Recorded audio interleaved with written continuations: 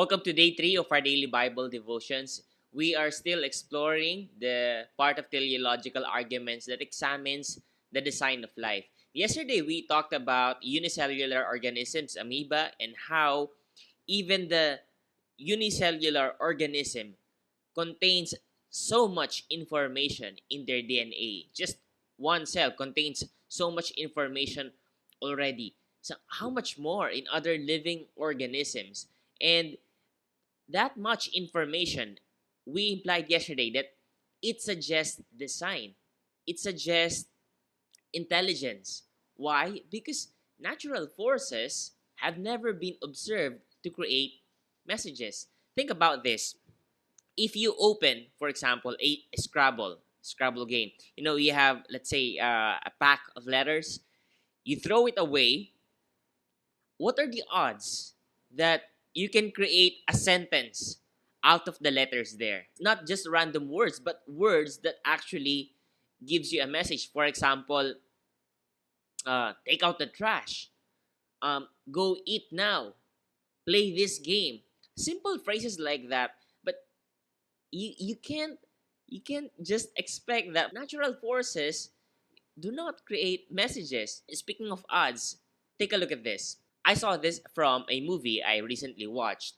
This is what they call snake eyes. When you roll two dice, and both of them will come up with number one.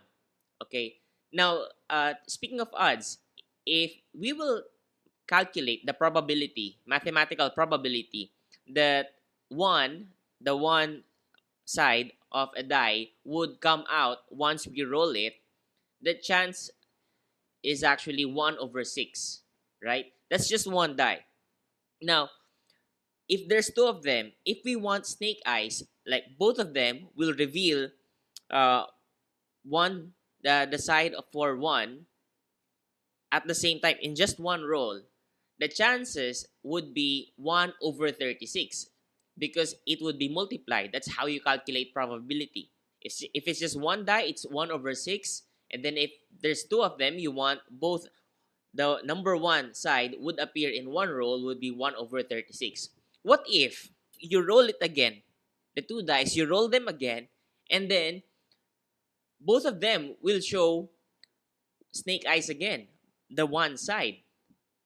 What are the odds that that would happen twice in a row? Now, if you will calculate the probability, two consecutive snake eyes would actually be 1 over 1,296. Now, if you do it again, see, the chances are becoming smaller and smaller. If you do it again, and for you to expect 3 consecutive snake eyes, it would be 1 over 1,296 multiplied by 36. Now, go calculate that. Now, in the movie, that's how the person realized that there's actually a cheat in the dice because the odds are very slim for you to have that 3 consecutive. That means the die must have been loaded. So that's just mathematical probability. Again, the point here is that natural forces have never been observed to create messages. Now let's go back to our example of amoeba and try to explore, investigate the origin of first life.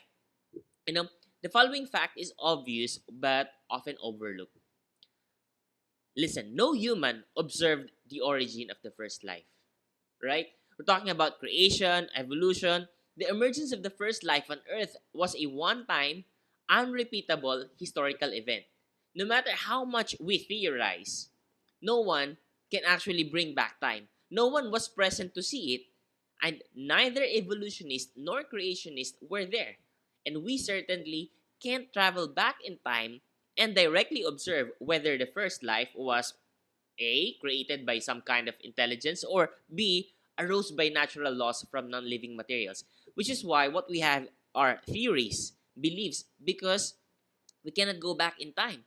We cannot see it. We cannot replicate it because that's something that happened already in the past. You can't make an experiment out of that. We've been telling you that for weeks now. So what do? If we can't directly observe the past, then what scientific principles can we use to help us discover what caused the first life? We use the same principles that are utilized every day in our criminal justice system. It's called forensic principles.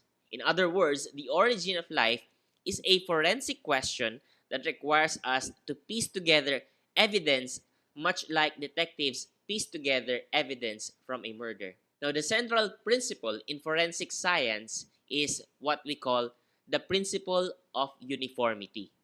The principle of uniformity holds that causes in the past were like the causes we observe today. Okay, causes in the past were like the causes we observe today. In other words, by the principle of uniformity, we assume that the world worked in the past just like it works today, especially when it comes to causes. For example, if you throw an apple in the past upwards, it will fall down because of the working of the gravity. So if we do the same thing, it will still happen. That's what we call principle of uniformity. Let's look at Louis Pasteur. Who is Louis Pasteur? Louis Pasteur is the father of modern microbiology. He was a French chemist and microbiologist whose work changed medicine.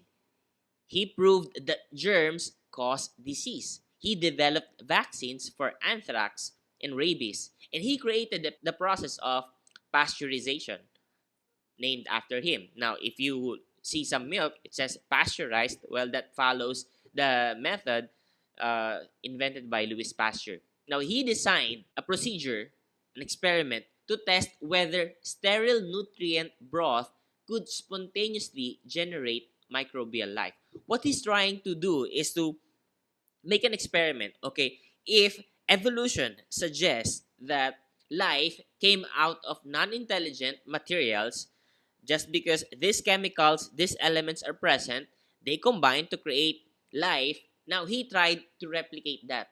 He made sure that he only have sterile materials so that there will be no germs, no microbes, just non-living elements and chemicals, and he combined them together, make sure that the exact ingredients for life were there, and he checked if it will produce life. Guess what? It did not. It did not. So, spontaneous generation of life has never been observed.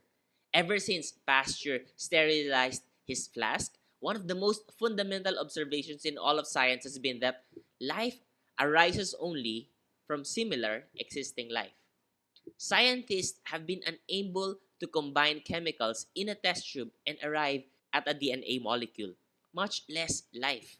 They cannot produce it, no matter what they do. In fact, all experiments designed to spontaneously generate life have not only failed, but also suffer from the illegitimate application of intelligence. What does that mean? Suppose that this scientist succeed in creating life in a test tube.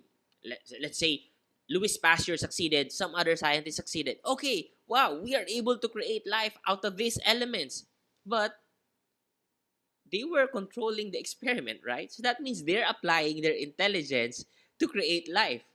And then again, the life that was created, assuming they succeeded, the life that they will be creating will be a product of intelligence. Whose intelligence?